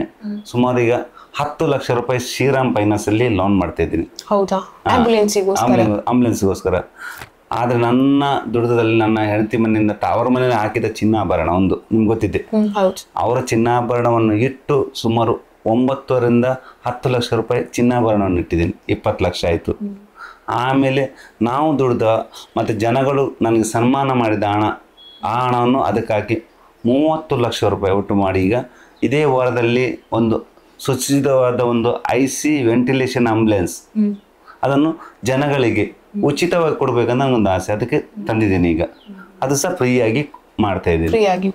ಅದೇ ಹಣದಲ್ಲಿ ನಂಗೆ ಒಟ್ಟು ಮಾಡಿ ಈಗ ನನಗೆ ಮನೆ ಮಾಡಿದ್ರು ಮಾಡ್ಬೋದಿತ್ತು, ಬ್ಯಾಂಕಲ್ಲಿತ್ತು ಬ್ಯಾಂಕಲ್ಲಿ ಬಡ್ಡಿ ತೆಗಿಬೋದಿತ್ತು. ಅದು ನನಗೆ ಕಣ್ಣಿಗೆ ಕಾಣುವುದು ಕಷ್ಟದಲ್ಲಿರುವ ನಮ್ಮ ಅಭಿಮಾನಿ ದೇವರುಗಳು, ಜನಗಳು ಕಷ್ಟದಲ್ಲಿ ಯಾವತ್ತೂ ಬೀಳಬಾರ್ದು. ಅವರಿಗೆ ಎಷ್ಟು ಹೊತ್ತಿಗೆ ಸಹ ನಮ್ಮ ತಂಡದಲ್ಲಿ ಸುಮಾರು 6 ಜನ ಪೈಲಟ್ಗಳಿದ್ದಾರೆ. 4 ಆಂಬುಲೆನ್ಸ್ಗೆ 6 ಜನ ಪೈಲಟ್ಗಳಿದ್ದಾರೆ. ಅವರು ಸಹ ಉಚಿತವಾಗಿ ಬರ್ತಾರೆ. ಅವರು ಸಹ ದೊಡ್ಡ ಕೆಲಸದಲ್ಲಿ ಇದ್ದವರಲ್ಲ, ಅವರು ಸಹ ಫ್ರೀಯಾಗಿ ಬರ್ತಾರೆ. ಯಾಕೆಂದರೆ ಅವರು ಸಹ ಒಬ್ಬರು ಬಸ್ಸಲ್ಲಿ ಇರ್ತಾರೆ, ಒಬ್ಬರು ಪೆಟ್ರೋಲ್ ಪಂಪಲ್ಲಿ ಇರ್ತಾರೆ, ಮತ್ತೊಬ್ಬರು ಈ ಆಟೋ ರಿಕ್ಷಾ ಓಡಿಸ್ತಾ ಇದ್ದಾರೆ. ಅಂತ ಚಿಕ್ಕ ಮೀನುಗಾರಿಕೆ ಮಾಡಿ ಕೆಲಸ ಮಾಡೋರು ಸಹ ನನ್ನ ಜೊತೆಗೆ ಇದ್ದಾರೆ. ಈಗ ಸುಮಾರು ನನ್ನ ಟೀಮಿನಲ್ಲಿ 11 ಜನ ಇದ್ದಾರೆ. ಆದರೆ ಮತ್ತು ಬೇರೆ ಜನ ಎಲ್ಲ ಹೆಲ್ಪ್ ಮಾಡ್ತಾರೆ ನನಗೆ, ಬೇರೆ ನೀರಲ್ಲಿ ಬಿದ್ದಾಗಲ್ಲ. ಹಾಗೆ ಹೇಳೋರು ತುಂಬ. ಈಗ ನನಗೆ ಅಂತಕ್ಕೆ ನಮ್ಮ ಸ್ನೇಹಿತರಿಗೂ ಸಹ ಒಬ್ಬ ನನ್ನ ಪಕ್ಕದಲ್ಲಿ ಇದ್ದಾರೆ ಕಡಪಾಡಿಯಲ್ಲಿ, ಅವರಿಗೆ ಸಹ ಒಂದು ಮನೆ ಮಾಡಿದ ಮೇಲೆ ಅವ್ರು ತುಂಬ ಹಣ ಮಾಡಿದ್ರು ಅಂತ ಹೇಳ್ತಾರೆ. ಏನು ಮಾಡಲಿಕ್ಕೆ ಆಗೋದಿಲ್ಲ. ಎಲ್ಲರೂ ಇದೆಲ್ಲ ಕ್ಯಾಶುವಲ್. ನಾವೇನಾದರೂ ಒಂದು ವಸ್ತು ತಗೊಂಡು ಬಂದರೆ ಅವ್ರು ದುಡ್ಡು ಮಾಡಿದ್ದಾರೆ, ಹಣ ಮಾಡಿದ್ದಾರೆ ಅಂತ ಹೇಳ್ತಾರೆ. ನನಗೆ ಅದ್ರ ಬಗ್ಗೆ ಚಿಂತೆ ಇಲ್ಲ, ನಾನು ಚಿಂತೆ ಪಡೋದಿಲ್ಲ. ನನಗೆ ಏನಾಗ್ತದೆ, ನಮಗೆ ಒಬ್ಬರಿಗೆ ಕೊಡಲಿಕ್ಕೆ ಇಲ್ಲ, ಒಬ್ಬ ಹಸ್ಕೊಂಡು ಬರ್ತಾನೆ ನಮ್ಗೆ ಊಟ ಕೊಡಿ ಅಂತ, ನಮ್ಮಲ್ಲಿ ಕೈಯಲ್ಲಿ ಏನು ಕೊಡಲಿಕ್ಕೆ ಆಗೋದಿಲ್ಲ. ಆವಾಗ ನಾವೇನು ಮಾಡಬೇಕು, ಯಾರ ಮನೇಲಿ ಕೊಡ್ತಾರೆ ಅವ್ರ ಮನೆ ತೋರಿಸಿದ್ರೆ ಸಾಕು, ಆ ಕೆಲಸ ಅವ್ರು ಮಾಡಬೇಕು. ಕೆಲವರಿಗೆ ಏನು ಕೆಲಸ ಇರೋದಿಲ್ಲ, ಅವ್ರು ದುಡ್ಡು ಮಾಡಿದ್ದಾರೆ, ಕಾಲು ಎಳಿತಾರೆ, ಎಲ್ಲ ಹೇಳ್ತಾರೆ. ಯಾಕೆಂದರೆ ನಮಗೆ ಕಾಲು ಹೇಳೋರು ಹೆಚ್ಚಿನ ಅಂದರೆ ನಮ್ಮವರೇ ನಮ್ಮನ್ನು ಕಾಲು ಹೇಳ್ತಾರೆ, ಅದು ಗೊತ್ತಿದ್ದಾಗೆ. ಇವತ್ತು ನೀವು ಹೇಳಿದಾಗೆ ತುಂಬ ಜನ ಹೇಳ್ತಾರೆ, ನಿಮ್ಗೆ ಹೆದರಿಕೆ ಆಗೋದಿಲ್ಲ ದೇಹಗಳು ತೆಗೆಯುವಾಗ ಅಂತ ಕೇಳ್ತಾರೆ. ಆವಾಗ ನಾನು ಹೇಳ್ತೇನೆ, ನನಗೆ ಹೆದರಿಕೆ ಆಗೋದು ಯಾವ ದೇಹಗಳು ಸಹ ಒಂದು ದೇವರಿಗೆ ಸಮನಾಗಿರ್ತದೆ. ಆದರೆ ಇವತ್ತು ನರರೂಪ ಮನುಷ್ಯ ರೂಪದಲ್ಲಿ ಇರ್ತಾರೆ, ಅವ್ರನ್ನ ಕಂಡ್ರೆ ಭಯ ಆಗೋದು ನನಗೆ. ಯಾಕೆಂದರೆ ಮನುಷ್ಯರನ್ನೇ ಕಂಡು ಭಯ ಆಗೋದು. ಯಾಕೆಂದರೆ ನನಗೆ ದೇಹಗಳು ಕಂಡ್ರೆ ಭಯ ಆಗೋದಿಲ್ಲ. ಅದೊಂದು ಮಗು ಥರ ಒಂದು ದೇವರ ಸಮನಾಗಿ ಆ ದೇಹಗಳು ಇರ್ತದೆ. ಇಷ್ಟೇ ಸುಮಾರು ನೀವು ಕೇಳಿರ್ಬೋದು 1000ಕ್ಕೂ ಮಿಗಿಲಾಗಿ ದೇಹಗಳು ತೆಗೆದಿರ್ತೇವೆ. ಆದರೆ ಕೆಲವರು ಕೇಳ್ತಾರೆ, ಹೆಚ್ಚಿನವರು ನನಗೆ ನಿಮಗೆ ನಿದ್ರೆ ಬರ್ತದ, ಅದೇ ನಂಗೆ ಅದೇ ಡೌಟ್ ಸರ್, ನಿದ್ರೆ ಬರ್ತದ? ನಮ್ಗೆ ಒಂದು ಎಲ್ಲಾದ್ರೂ ಒಂದು ಸಾವಾದ್ರೆ ನಾವು ಹೋಗಿ ನೋಡಿ ಬರ್ತೇವೆ, ರಾತ್ರಿ ಎಲ್ಲ ಭಯ ಆಗ್ತದೆ, ಒಂದು 4 ದಿನ ಅದೇ ಒಂದು ಮೂಡಲ್ಲಿ ಇರ್ತೇವೆ ನಾವು, ಅಯ್ಯೋ ತೀರ್ಕೊಂಡ್ರು. ಹೌದೌದೌದು. ಈಗ ನೀವು ಹೇಳಿದಂಗೆ ನಿದ್ರೆ ಬರ್ತಾ ಕೇಳ್ತಾರೆ ಕೆಲವೊಂದು ಆತ್ಮ, ಹೆಣ್ಣು ದೇಹ ತೆಗೆದಾಗ ಹೆಣ್ಣುಗಳು ಪ್ರೇತ ಆಗಿ ಆತ್ಮ ಆಗಿ ಬಂದು ನಿಮ್ಮನ್ನು ಹಿಡಿದಿಲ್ವಾ, ನಿಮ್ಮನ್ನು ನೀರ್ ಕನ್ನೆ ಹಿಡಿದಿಲ್ಲ, ನೀರಲ್ಲಿ ಮಧ್ಯಾಹ್ನ ಬಿಸಿಲಿಗೆ ಹೋದ್ರಲ್ಲಿ ನೀರ್ ಕನ್ನೆ ಹಿಡಿದು ನಿಮ್ಮನ್ನು ನೀರಲ್ಲಿ ಮುಳುಗಿಸ್ಬಿಡ್ತದೆ ಅಂತ ಹೇಳ್ತಾರೆ. ಸುಳಿ ಬರ್ತದೆ. ಆದ್ರೆ ನನ್ಗೆ ಏನಂದ್ರೆ ದೇಹಗಳು ತೆಗೆಯುವಾಗ ನನಗೆ ಕೆರೆ ಆಗಲಿ, ಬಾವಿ ಆಗಲಿ, ಹೊಳೆ ಆಗಲಿ, ಸಮುದ್ರ ಹೋಗಿ ದಿನ ನೋಡ್ಕೊಂಡಿರ್ತೀನಿ. ಆ ನೀರಲ್ಲಿ ನಾನು ರಿಸರ್ಚ್ ಹೇಗೆ ಈ ನೀರು ಈ ಥರನೇ ಇರ್ತದೆ, ಈ ಥರ ಸುಳಿ ಇರ್ತದೆ, ಎಲ್ಲೆಲ್ಲಿ ಸುಳಿ ಯಾವ ಥರ ಇರ್ತದೆ ನಾನು ನೋಡಿ ಅಭ್ಯಾಸ ಆಗಿದೆ. ನಿನ್ನೆ ಸಹ ನಾವು 2 ದಿನ ಆಯಿತು, ನಾವು ತೀರ್ಥಹಳ್ಳಿ ಒಬ್ಬ ನೀರಿಗೆ ಬಿದ್ದಿದ್ರು. ಮಧ್ಯಾಹ್ನ ಬಿಸಿಲಿಗೆ ನೀವು ಹೋಗ್ಬೇಡಿ ಅಂತ ಹೇಳಿದ್ರು ಅಲ್ಲಿ ಅವರು. ಇಲ್ಲಪ್ಪ ದೇವರಿದ್ದಾನೆ ಎಲ್ಲದಕ್ಕೂ ಅಂತೇಳಿ ನಾನು ದೇವ್ರಿಗೆ ಬಾರ ಹಾಕ್ತೇನೆ. ಆದರೂ ಸಹ ಪ್ರತಿಯೊಂದು ಸಲನೂ ಹಾಗೆ ಎಲ್ಲಿಯಾದರೂ ದೇಹಗಳು ತೆಗಿಲಿಕ್ಕಿದ್ರೆ ಮೊದಲನಾಗಿ ನಾನು ಆ ಗ್ರಾಮ ದೇವರಿಗೆ ಕೈ ಮುಗಿತೀನಿ. ಅಲ್ಲಿ ಆ ಬಿದ್ದ ಜಾಗದ್ದು ಯಾವ ಜಾಗದಲ್ಲಿ ಬಿದ್ದಿರ್ತಾರೆ ಆ ಜಾಗದ ಗ್ರಾಮ ದೇವರಿಗೆ ಕೈ ಮುಗಿತೀನಿ. ಆಮೇಲೆ ಆ ಗಂಗಾ ಮಾತೆಗೆ, ಆ ತಾಯಿಗೆ ನಾನು ಶರಣಾಗ್ತೀನಿ, ಕೈ ಮುಗಿತೀನಿ. ಆ ತಾಯಿ ಗರ್ಭದಲ್ಲಿರುವ ಆ ದೇಹಗಳು ಆದಷ್ಟು ಬೇಗ ಸಿಗಲಿ, ಆ ಕಳ್ಕೊಂಡ ಮನೆಯವರಿಗೆ ಒಂದು ಆತ್ಮಕ್ಕೆ, ಆ ಕಳ್ಕೊಂಡ ಅವನಿಗೆ ಆತ್ಮಕ್ಕೆ ಶಾಂತಿ ಸಿಗಲಿ, ಆ ಕಳ್ಕೊಂಡ ಮನೆಯವರಿಗೆ ಒಂದು ದುಃಖ ಸಹಿಸಿಕೊಳ್ಳೋ ಶಕ್ತಿ ಕೊಡು ಅಂತ ಆ ತಾಯಿ ಗಂಗಾ ಮಾತೆ ಅಂತ ನಾನು ಪ್ರಾರ್ಥನೆ ಮಾಡ್ತೀನಿ. ಆಗ ನನಗೆ ಸುಮಾರು ಕೆಲವು ನಿಮ್ಗೆ ಗೊತ್ತಿದ್ದಾಗೆ 3-4 ದಿನದ ಎಲ್ಲರೂ ಹುಡುಕಾಡ್ತಿರ್ತಾರೆ. ಎಸ್ಟೆರಪ್ಪ ಆಗಲಿ, ಎಂಡರಪ್ಪ ಆಗಲಿ, ಫೈರ್ ಬ್ರಿಗೇಡ್ ಅವ್ರಿ, ಅವ್ರು ಹುಡುಕಾಡಿದ್ರು ಸಹ 3-4 ದಿನ ಹುಡುಕಾಡ್ತಾ ಇದ್ದಾರೆ, ಸಿಗೋದಿಲ್ಲ. ಕೊನೆಯದಾಗಿ ನನಗೆ ಕಾಲ್ ಬರ್ತದೆ, ಈಶ್ವರನ ಟೀಮ್ಗೆ ಕಾಲ್ ಬಂದಾಗ ನಾವು ಹೋಗ್ತೇವೆ. ಹೋದಾಗ ನಾನು ಫಸ್ಟ್ ನೀವು ಹೇಳ್ದಂಗೆ ಅದೇ ದಿನಚರಿ ಹೇಗಿದೆ, ಗ್ರಾಮದೇವರಿಗೆ ಕೈ ಮುಗಿತೀನಿ, ಆ ಗಂಗಾ ಮಾತೆಗೆ ಶರಣ ಹೇಳ್ತೀನಿ. ಆ ತಾಯಿ ಶರಣ ಕೆಳಗೆ ಹೋದಾಗ ಕೇವಲ 10-15 ನಿಮಿಷದಲ್ಲಿ ದೇಹಗಳು ಸಿಗ್ತದೆ. ಯಾರಿಗೂ ಅದೇ ವಿಶೇಷ ಸರ್. ತುಂಬಾ ವಿಚಿತ್ರ ಅನ್ಸುದು, ಅವರೆಲ್ಲ ಬಂದಿರ್ತಾರೆ, ಅವರಿಗೆ ಸಿಗಲ್ಲ, ಅಂದ್ರೆ ನೀವು ಹೋಗಿ ಹುಡುಕಿದ ತಕ್ಷಣ ಸಿಗ್ತದೆ ಅಂತ. ಅದೇ ಹೇಗೆ ಅಂದ್ರೆ ನಾನೇನ್ ಮಾಡ್ತೀನಿ, ಫಸ್ಟ್ ಹೋದ್ಮೇಲೆ ಅಲ್ಲಿಗೆ ನೀರಿನ ಒಂದು ಮುಟ್ಟಿ ನೋಡ್ತೀನಿ. ನೀರಿನ ಒಂದು ಕೋಲ್ಡ್ ತಣ್ಣಗೆ ಹೇಗಿದೆ, ದೇಹಗಳು ಎಷ್ಟು ದೂರ ಅಡಿಯಿಂದ ಇರ್ಬೋದು, ಎಷ್ಟು ಕೋಲ್ಡ್ ಆಗಿದೆ ಅಂತ. ಅದು ಯಾಕೆ ಅಂದ್ರೆ ನೀರು ಕೋಲ್ಡ್ ಆಗಿದ್ರೆ ಕೋಲ್ಡ್ ತಣ್ಣಗೆ ಐಸ್ ಆಗಿರೋದು, ಅದು ಆ ನೀರನ್ನ ಒಂದು ಮುಟ್ಟಿ ನೋಡುವಾಗ ಇಷ್ಟು ದಿನದಿಂದ ಮೇಲ್ ಬರ್ತದೆ ಅಂತ ಗೊತ್ತಾಗ್ತದೆ ನನಗೆ. ಈಗ ಯಾಕೆಂದ್ರೆ ಒಂದು ದೇಹ ಅಂದ್ರೆ ನಾವು ಈಗ ಮೀನನ್ನು ತಕೊಂಡು ಫ್ರಿಜ್ಜಲ್ಲಿ ಇಡ್ತೇವೆ ಕೆಡದಾಗಿ, ತರಕಾರಿಗಳನ್ನು ಕೆಡದಾಗಿ ಫ್ರಿಜ್ ಹಾಳಾಗಿ ಏನೂ ಆಗೋದಿಲ್ಲ ಅದು. ಅದೇ ರೀತಿ ಅದು ಕೋಲ್ಡ್, ಇಷ್ಟೇ ಟೆಂಪರೇಚರ್, ಅದೇ ಟೆಂಪರೇಚರ್ ನೀರು ಆಳದಲ್ಲಿ ಇರ್ತದೆ, ಕೋಲ್ಡ್ ಇರ್ತದೆ. ಆವಾಗ ಯಾವ ದೇಹಗಳು ಸಹ ನೀರು ಆಳದಲ್ಲಿ ಕೆಡುವುದಿಲ್ಲ. ಡಿಕಂಪೋಸ್ ಆಗಲಿಕ್ಕೆ ಕೆಲವು ದೇಹಗಳು ಒಂದು 50 ಅಡಿಯಿಂದ ಕೆಳಗಡೆ ಇದ್ದರೆ ಸುಮಾರು 4 ದಿನಗಳು ಆಗ್ತದೆ, ನನ್ನ ಲೆಕ್ಕಾಚಾರ ಇದೆ. ಅದಾದಮೇಲೆ ನೀರಿನ ಕರೆಂಟ್ ಇವತ್ತು ಬಿದ್ದರೆ ಒಂದು ಡೇಟಲ್ಲಿ ಒಂದು 10 ತಾರೀಕು ಅಂತ ಹೇಳುವ, 10 ತಾರೀಕಿಗೆ ಒಂದು ನೀರಿಗೆ ಯಾರಾದರೂ ಬಿದ್ದರೆ ಅದು 3 ದಿನ ಸಿಕ್ಕಿಲ್ಲ ಅಂತ ಹೇಳಿದರೆ ಇಷ್ಟೇ ಕಿಲೋಮೀಟರ್ ದೂರ ಹೋಗಿದೆ ಅಂತ ಅಂದಾಜು ಆಗ್ತದೆ ನನಗೆ. ಯಾಕೆಂದರೆ ನೀರಿನ ಪ್ರೆಷರ್ ಮತ್ತು ಕರೆಂಟ್ ಎಷ್ಟು ಆ ಆಳದಲ್ಲಿ ಇಷ್ಟೇ ಸ್ಪೀಡಲ್ಲಿ ಆ ದೇಹ ಇರ್ಬೋದು. ಮತ್ತು ನಾನೇನು ಮಾಡ್ತೇನೆ, ಯಾವ ದೇಹ ಎಲ್ಲಿ ಬಿದ್ದಿದೆ ಅದೇ ಜಾಗದಿಂದ ನಾನು ಒಂದು ದೇಹ ಆಗಿ ಅದರಲ್ಲೇ ಹೋಗ್ತೀನಿ. ಅದು ಎಷ್ಟು ದೂರ ಹೋಗಿದೆ ಅಲ್ಲ, ಅದು ಹೋಗಿ ಒಂದು ಸುಳಿಯಲ್ಲಿ ಒಂದು ಎಲ್ಲಿ ಹೋಗಿ ನಿಲ್ತದೆ ಅಲ್ಲಿ ಹೋಗಿ ಆ ದೇಹಗಳು ಸಿಗ್ತದೆ ನನಗೆ. ಅದೇ ರೀತಿ ನಾನು ಆ ದೇಹ ಎಲ್ಲಿ ಬಿದ್ದಿದೆ ಅದೇ ರೀತಿ ನಾನು ಒಂದು ದೇಹ ಆಗಿ, ನಾನೊಂದು ಮೃತದೇಹ ಥರ ಈಚಿಕೊಂಡು ನೀರ ಆಳದಲ್ಲಿ ಹೋಗ್ತಾ ಇರ್ತೇನೆ. ಹೋಗುವಾಗ ಕರೆಕ್ಟಾಗಿ ಆ ದೇಹದ ಹತ್ರನೇ ಹೋಗ್ತದೆ, ಅದರಿಂದ ನನಗೆ ಬೇಗ ಸಿಗುತ್ತೆ. ನೀರಿನ ಆಳ ಅಂತ ನೀವು ಹೇಳಿದ್ರಿ ಸರ್. ಈಗ ಇಲ್ಲಿ ಅಲ್ಲದೆ ಬೇರೆ ಕಡೆ ಎಲ್ಲೋ ಒಂದ್ ಕಡೆ, ಈಗ ಶಿರೂರು ಅಂತ ಹೇಳಿದ್ರಿ, ಅಥವಾ ಮಡಿಕೇರಿ, ಆ ಕಡೆ ಅಂದ್ರೆ ಯಾವಾಗ್ಲೂ ನೀವು ಅಲ್ಲಿ ಎಲ್ಲ ಹೋಗ್ತಾ ಇರೋದಿಲ್ಲ, ನಿಮ್ಗೇನು ಕಾಲ್ ಬಂತು ನೀವು ಅಲ್ಲಿ ಹೋಗ್ತೀರಾ, ಅಲ್ಲಿ ಹೋಗಿ ಅಲ್ಲಿನ ನೀರಿನ ಒಂದು ಇದನ್ನ ಹೇಗೆ ಚೆಕ್ ಮಾಡ್ತೀರಾ ನೀವು? ಅಲ್ಲಿ ಏನಂದ್ರೆ ನಮ್ಗೆ ಮೊದಲನಾಗಿ ಗೊತ್ತಾಗೋದು, ಈಗ ನಾವು ಶಿವಮೊಗ್ಗ ಹೋಗ್ತೇವೆ. ಶಿವಮೊಗ್ಗ ಹೋದಾಗ ಅಲ್ಲಿ ಫಸ್ಟ್ ಶಿವಮೊಗ್ಗ ಹೋದಾಗ ಅಲ್ಲೆಲ್ಲ ನೀವು ಹೇಳಿದ್ರೆ ನಿಮ್ಗೆ ಕೇಳಿಲ್ಲ, ಮೊಸಳೆಗಳಿದೆ, ಮೊಸಳೆ ಇರ್ತದೆ. ನಮ್ಗೆ ಮೊಸಳೆ ಇರೋ ಜಾಗ ಅಂದ್ರೆ ಸುಮಾರು ನನಗೆ ಒಂದು ಕಾರ್ಯ ಅಂದ್ರೆ ಒಂದು ಸಿಗಂದೂರು ಇರ್ಬೋದು. ಸಿಗಂದೂರು ಆದ್ಮೇಲೆ ನಾವು ತಲಕಾಡು, ಮೈಸೂರು ತಲಕಾಡು, ಅಲ್ಲಿ ಸಹ ಹೋಗಿ ಅಲ್ಲೂ ಮೊಸಳೆ ಉಂಟು. ಹಾಗೆ ಹಂಪಿ ವಸಂತ ಮಂಟಪ, ಅಲ್ಲಿ ಮೊಸಳೆ ಉಂಟು. ಶಿವಮೊಗ್ಗದಲ್ಲಿ ಭದ್ರಾವತಿಯಲ್ಲಿ ಮೊಸಳೆ ಉಂಟು. ಹಾಗೆ ಇಲ್ಲಿ ದಾಂಡೇಲಿಯಲ್ಲೂ ಮೊಸಳೆ ಉಂಟು. ಆದರೆ ನನಗೆ ಸುಮಾರು ನೀವು ಹೇಳಿದಂಗೆ ಎಲ್ಲ ಕಡೆಗೆ ಹೋಗ್ತೀನಿ. ನಾನು ಮೊದಲನಾಗಿ ಅಲ್ಲಿ ಎಲ್ಲಿ ಮೊಸಳೆ ಇದೆ ಅಂದರೆ ವಯಸ್ಸಾದವರನ್ನು ನಾನು ಫಸ್ಟ್ ವಿಚಾರ ಮಾಡ್ತೀನಿ. ಆ ಪ್ಲೇಸಿಗೆ ಹೋದಾಗ ಫಸ್ಟಿಗೆ ನಾವು ವಯಸ್ಸಾದವರು, ಯಾಕೆಂದ್ರೆ ಅವರು ತಿಳ್ಕೊಂಡಿರ್ತಾರೆ ತುಂಬ. ಈಗ ಹೊಸ ಜರ್ನಿ, ಹೊಸ ಹುಡುಗರಿಗೆಲ್ಲ ಅದರ ಬಗ್ಗೆ, ನೀರಿನ ಬಗ್ಗೆ ಗೊತ್ತಿರೋದಿಲ್ಲ, ಅಲ್ಲಿ ಏನಿದೆ, ಎಷ್ಟು ಆಳ ಇದೆ, ಏನಾಗಿದೆ ಅಂತ. ನಾನು ಮೊದಲು ನನ್ನ ದೊಡ್ಡ ಆಂಬುಲೆನ್ಸಲ್ಲಿ ಹೋದಾಗ ಆಂಬುಲೆನ್ಸ್ ದೂರ ಇಟ್ಟು ಅವ್ರ ಹತ್ರ ಈ ಜಾಗದಲ್ಲಿ ನಿನ್ನೆ ಯಾರು ಬಿದ್ದಿದ್ರಲ್ಲ, ನಾವು ತೆಗಿಲಿಕ್ಕೆ ಬಂದವರಂತ ಅವರಿಗೆ ಹೇಳೋದಿಲ್ಲ, ಈ ಜಾಗದಲ್ಲಿ ಏನಿದೆ ಆ ಜಾಗದ ಬಗ್ಗೆ ನಮಗೆ ಫಸ್ಟ್ ನಾವು ಅವ್ರ ಹತ್ರ ಕೇಳ್ತೇವೆ, ಈ ಜಾಗದಲ್ಲಿ ಎಷ್ಟು ಆಳ ಇದೆ, ಏನಿದೆ, ಮೊಸಳೆ ಇದೆಯಾ ಅಥವಾ ಕಲ್ಲು ಬಂಡೆ ಇದೆಯಾ, ಅವ್ರ ಹತ್ರ ಸ್ವಲ್ಪ ವಿಚಾರ ಮಾಡ್ತೇವೆ. ವಿಚಾರ ಮಾಡಿದಾಗ ಅವರು ಸ್ವಲ್ಪ ಹಳೆ ತಲೆಯವರು ಅವ್ರಿಗೆ ಅವ್ರಿಗೆ ಗೊತ್ತಿರ್ತದೆ, ಒಂದು 50, 70, 80 ವರ್ಷದ ನೀರಿನ ಬಗ್ಗೆ ಗೊತ್ತಿರ್ತದೆ, ಆ ಜಾಗದ ಬಗ್ಗೆ, ಅಲ್ಲೇ ಹುಟ್ಟಿ ಬೆಳೆದವರು. ಅವಾಗ ಅವ್ರ ಹತ್ರ ನಾನು ವಿಚಾರ ಕೇಳ್ಕೊಂಡು ಆಮೇಲೆ ನೀರಿಗೆ ಇಳಲಿಕ್ಕೆ ಹೋಗ್ತೀನಿ. ನೀರಿಗೆ ಇಳಿಗೋ ಮುಂಚೆ ನಾನು ಆ ನೀರಿನ ಒಂದು ಆಳ ಎಷ್ಟಿದೆ ನೋಡ್ತೀನಿ. ಒಂದು 100 ಅಡಿ ಇರ್ಬೋದು, 150 ಅಡಿ ಇರ್ಬೋದು, 200 ಅಡಿ ಇರ್ಬೋದು. ಅದು ಅಂತ 200 ಅಡಿಗೆ 150 ಅಡಿಗೆ ನಾನು ಹೋಗೋದಿಲ್ಲ. ಮಿನಿಮಮ್ ನಾನು ಹೋಗೋದು 100 ಅಡಿಗೆ. ಯಾಕೆಂದ್ರೆ ನನ್ನ ಸಿಲಿಂಡರ್ ಆಕ್ಸಿಜನ್ ಹಾಕಬೇಕು, ಅಡಿಗೆ ಹೋಗ್ಬೇಕಾದ್ರೆ 100 ಅಡಿ ತನಕ ಮಾತ್ರ ಹೋಗ್ಲಿಕ್ಕೆ ಆಗ್ತದೆ. ಅದರಿಂದ ಜಾಸ್ತಿ ಅಡಿಗೆ ಹೋದ್ರೆ ಸಿಲಿಂಡರ್ ಸಹ ಬ್ಲಾಸ್ಟ್ ಆಗ್ಬೋದು. ಯಾಕೆಂದ್ರೆ ನೀರಿನ ಒತ್ತಡ, ಅಡಿ ಪ್ರೆಷರ್ ಜಾಸ್ತಿ ಇದೆ. 10 ಫೀಟಲ್ಲೂ ಸಹ ಬಾರ್ ಹೆಚ್ಚಾಗ್ತಾ ಹೋಗ್ತಾ ಉಂಟು, ಪ್ರೆಷರ್ ಹೆಚ್ಚಾಗ್ತಾ ಉಂಟು. ಆಗ 1 ಬಾರಿಗೆ ಅಲ್ಲಿ 2 ಬಾರ್ ಹೆಚ್ಚಾಗ್ತದೆ. ಮೇಲ್ಗಡೆ 1 ಬಾರ್ ಆದರೆ ಕೆಳಗಡೆ 10 ಫೀಟ್ಗೆ ಹೋದರೆ 2 ಬಾರ್ ಪ್ರೆಷರ್ ಆಗ್ತದೆ.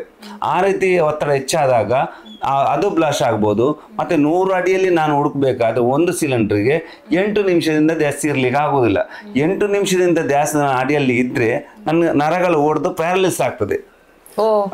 ಈ ನರಗಳು ಬ್ಲಾಸ್ಟ್ ಆಗ್ತದೆ ಈ ಹೊಡೆದು ಅಷ್ಟು ಆಳದಲ್ಲಿ, ಒತ್ತಡದಲ್ಲಿ. ಆವಾಗ ನಾನು ಮೇಲೆ ಬರುವ ಗ್ಯಾರಂಟಿ ಅಲ್ಲಿ ಇರೋದಿಲ್ಲ. ಯಾಕೆಂದ್ರೆ ಅಷ್ಟು ದೂರದಿಂದ ಮೇಲೆ ಬರೋದು. ಅದಕ್ಕೆ ನಾನು ನೀರು ಅಡಿಗೆ ಹೋದೆ, ಅದು ಗೇಜ್ ಚೆಕ್ ಮಾಡಿ ಎಷ್ಟು ಸಿಲಿಂಡರ್ ಗ್ಯಾಸ್ ಇದೆ, ಆಕ್ಸಿಜನ್ ಇದೆ, ಮತ್ತೆ ಎಷ್ಟು ಆಳಕ್ಕೆ ಹೋಗ್ಬೋದು ಅಂತ ಫಸ್ಟ್ ನಾನು ಅಲ್ಲಿ ನೀರು ಆಳತೆಯನ್ನು ನೋಡ್ತೀನಿ. ಅದು ಯಾಕೆಂದ್ರೆ ಭದ್ರಾವತಿ ಎಲ್ಲ ತುಂಬ ಡ್ಯಾಮ್ ಎಲ್ಲ ಇರ್ತದೆ. ಆ ಜಾಗದಲ್ಲಿ ಹುಡುಕುವಾಗ ನಾನು ಆ ಥರ ಚೆಕ್ ಮಾಡ್ಕೊಂಡು ನೀರು ಅಡಿಗೆ ಹೋಗ್ತೀನಿ. ಭಯ ಆಗುದಿಲ್ವಾ ಸರ್ ನಿಮ್ಗೆ ನೀರಿನ ಆಳದಲ್ಲಿ? ಈಗ ಹಾಗೆ ಹೇಳಿದ್ರೆ ನೀವು ಮೊಸಳೆ ಅಂತೆಲ್ಲ, ಮೊಸಳೆ ಏನಾದ್ರೂ ಇದೆಯಾ ಅಂತ ಎಲ್ಲ? ಖಂಡಿತವಾಗಿ ನೀವು ಹೇಳಿದಾಗೆ ನನಗೆ ಭಯ ಇದೆ. ಯಾಕಂದ್ರೆ ಒಂದು ಭಯ ಅಂದರೆ ಮೊಸಳೆಗಳದ್ದು ಅಷ್ಟೇ. ಮತ್ತೆ ಈ ದೇಹಗಳದ್ದು ಯಾವತ್ತೂ ಭಯ ಆಗಲ್ಲ. ಮತ್ತು ಮನುಷ್ಯರದ್ದು ನೀವು ಹೇಳಿದಂಗೆ ಆಗಲೇ ಹೇಳಿದ್ದೇನೆ, ಮನುಷ್ಯರದ್ದು ಯಾವತ್ತೊಂದು ಭಯನೇ ನನಗೆ. ಈ ರೀತಿ ಕಾಲೆಯಲ್ಲಿ ಅವರು ನಮ್ಮನ್ನು ಇದು ಮಾಡುವವ್ರನ್ನ ಅವ್ರು ಕಂಡ್ರೆ ಒಂದು ಭಯ. ಮತ್ತು ಯಾವುದಕ್ಕೂ ನಾನು ಭಯ ಪಡೋದಿಲ್ಲ. ಈ ದೇಹಗಳು ಯಾವತ್ತಿದ್ದು ನಮಗೆ ಏನು ಮಾಡೋದಿಲ್ಲ. ಅದು ದೇವರ ಸ್ವರೂಪ ಅಂತ ಹೇಳ್ತೇನೆ. ದೇವತೆ ಥರ ನಾವು ಯಾವ ದೇಹಗಳನ್ನ ಕೆಲಸ ತೆಗಿಲಿಕ್ಕೆ ಹೋದಾಗ ತುಂಬ ವಿಚಿತ್ರವಾಗಿರ್ತದೆ. ಯಾಕೆಂದ್ರೆ ನಾನು ಹಗಲಿಗೆ ತೆಗಿದಿಲ್ಲ, ಡೇ ನೈಟ್ ಸಹ ಹೋಗ್ತೇನೆ. ನೈಟ್ 12 ಗಂಟೆಗೆ ಸಹ ಹೇಳ್ತೇನೆ, 9, 10 ಗಂಟೆ ರಾತ್ರಿ ಎಷ್ಟು ಗಂಟೆ ಹೇಳಿದ್ರು ಸಹ ದೇಹಗಳು ತೆಗಿಲಿಕ್ಕೆ ಹೋಗ್ತೀನಿ.